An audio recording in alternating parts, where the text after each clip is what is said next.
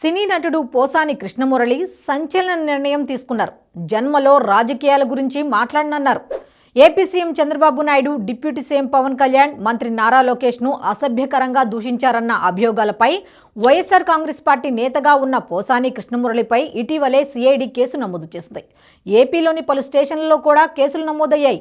తాను ఒక పార్టీని సపోర్ట్ చేస్తూ ఇంకొక పార్టీని తిట్టనని 1983 నుంచి రాజకీయాలపై మాట్లాడుతున్నానన్నారు పోసాని.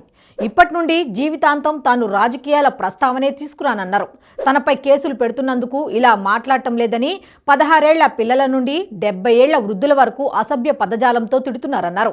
ఇప్పటికీ తనకు నచ్చిందే చేస్తానని, ఎమ్మెల్యే, ఎంపీ, ఎమ్మెల్సీగా అవకాశం ఇస్తానన్నా వాటిని నిరాకరించానన్నారు. తాను నీతి నిజాయితీని బట్టి కామెంట్స్ చేస్తుంటానని, మంచి నాయకుడిని ఎప్పుడూ విమర్శించలేదన్నారు. ప్రధాని మోదీ తనకు ఎప్పటి నుండో తెలుసునని, ఆయన జీవితంలో అవినీతి అనేదే లేదన్నారు పోసాని.